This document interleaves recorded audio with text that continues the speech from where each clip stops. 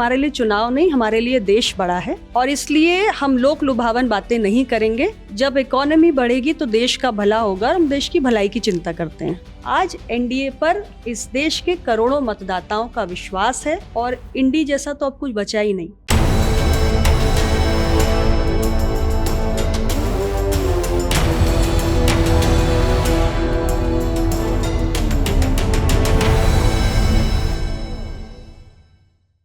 तो इस वक्त हमारे साथ मौजूद हैं केंद्रीय मंत्री अनुप्रिया पटेल जी।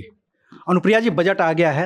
चूंकि उम्मीद ये की जा रही थी कि ये चुनावी बजट होना चाहिए था, लेकिन ऐसा कुछ दिख नहीं रहा है, क्यों? इसलिए क्योंकि चुनाव हमारी प्राथमिकता नहीं है, देश हमारी प्राथमिकता है। देश के लिए क्या जरूरी है वो करेगी हमारी सरकार। चुनाव सिर पे है और मुझे लगता है कि भारत के इतिहास में ये पहली सरकार होगी जिसने चुनाव की फिक्र किए बगैर बजट लाया है।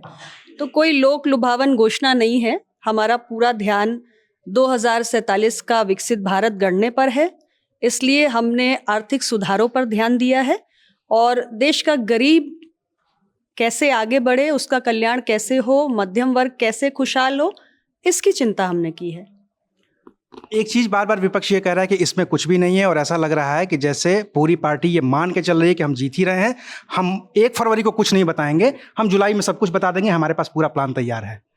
हाँ, तो दूसरी बात जो आपने कही कि हम ये मानकर चल रहे हैं, तो सच में हम ये मानकर चल रहे हैं और ये मानने का जो साहस है वो देश ने हमें दिया है।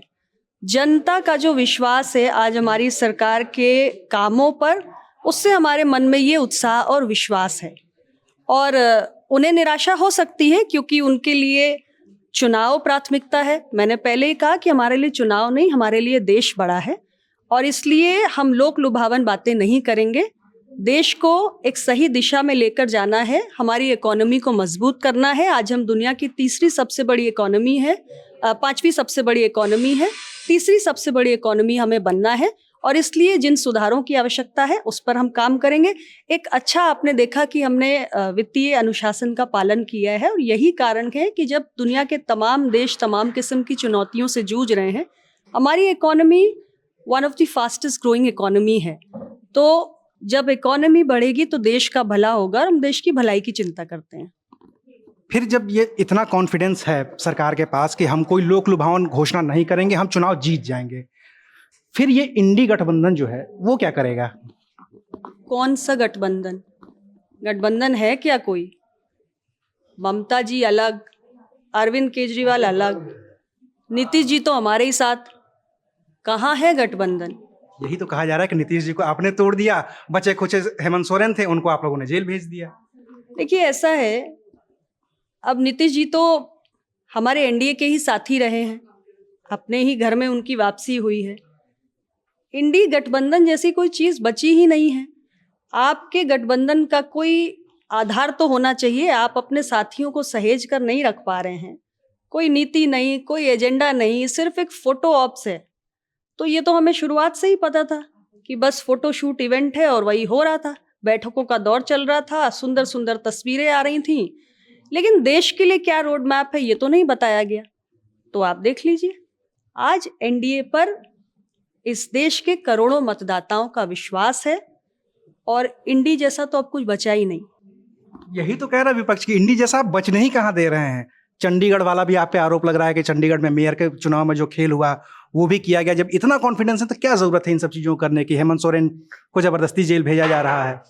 देखिए ऐसा है, हेमंत सोरेन जी के प्रकरण में मैं इतना ही कहूंगी कि मामला अब कोर्ट के संज्ञान में है और इस पे अब किसी का भी कुछ भी बोलना उचित नहीं है। कोर्ट अपने तरीके से इन विषयों को देखेगा।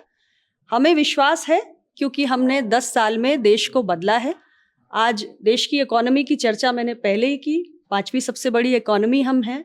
देश में बड़े पैमाने पर फिजिकल, डिजिटल, सोशल इंफ्रास्ट्रक्चर का निर्माण हुआ है जिसका आज परिणाम हम देख रहे हैं। आज एक एस्पिरेशनल इंडिया हम देख रहे हैं। लोग आकांक्षी हो चुके हैं, बड़े पैमाने पर इंफ्रास्ट्रक्चर बना है, एम्प्लॉयमेंट अपॉर्चुनिटीज जनरेट हुई हैं, लोगों के अंदर एक विश्वास आया है कि जीवन बेहतर हो रहा है, आने वाले समय में और बेहतर होगा। मोदी जी के लीडरशिप में एक बार फिर देश को आगे बढ़ने का मौका मिलेगा और हम सब मिलकर 2047 का जो आत्मनिर्भर और विकसित भारत का सपना है उसको साकार करेंगे। एक सवाल, चूंकि आपकी लोकसभा से, आप मिर्जापुर से सांसद हैं, मिर्जापुर में इस बार ये कयास लगाए जा रहे हैं कि समाजवादी पार्टी से जो उनके प्रदेश अध्यक्ष हैं नरेश उत्तम पटेल, वो आपके सामने खड़े हो सकते हैं। 2019 में जब सपा बसपा का गठबंधन था तो भी आप जीत गई। इस बार ये चुनौती कितनी गंभीर है आपके लिए? देखिए, अलग अलग राजनीतिक दल हैं, उनका अधिकार है किसी भी कॉन्स्टिट्यूंसी से अपने किसी प्रत्याशी को खड़ा कर सकते हैं। और मेरे सामने तो पिछली बार भी सपा बसपा का गठबंधन था, और जाहिर सी बात है मैं चुनाव लड़ने जा रही हूँ तो अन्य दलों के प्रत्याशी होंगे ही। मुझे मेरा भी दूसरा कार्यकाल है, मुझे अपने 10 साल के कार्यों पर भरोसा है। मैंने ईमानदारी से, निष्ठा से अपने क्षेत्र में काम किया है और मुझे पूरा विश्वास है कि मिर्ज़ापुर के मतदाता को मुझ पर विश्वास है। एक चूंकि आखिरी सवाल आपसे मैं कर रहा हूँ, चूंकि चुनाव है और बार बार ये कहा जाता है ना कि भारतीय जनता पार्टी इतनी बड़ी पार्टी है कि जब वो अपने सहयोगियों को अपने साथ लाती है तो वो सहयोगी धीरे धीरे करके छोटे होते जाते हैं। आपकी अपनी एक पार्टी है, 2 बार से आप एनडीए के साथ हैं। क्या आपको भी ऐसा कभी महसूस हुआ कि हम कहीं कमजोर पड़ रहे हैं या हम अपनी पार्टी का विस्तार तब तक नहीं कर पाएंगे जब तक हम एनडीए में मौजूद हैं? मैं इसका सिर्फ एक वाक्य में उत्तर दूंगी। अपना दल आज उत्तर प्रदेश की तीसरी सबसे बड़ी पार्टी है और मुझे लगता है कि ऐसी तमाम आरोपों का यही सबसे सटीक जवाब है। चलिए, तो ये थी केंद्रीय मंत्री अनुप्रिया पटेल जो बजट और 2024 के आगामी लोकसभा चुनाव पर अपनी बातें रख रही थी। शुक्रिया। आप देख रहे थे अनकट।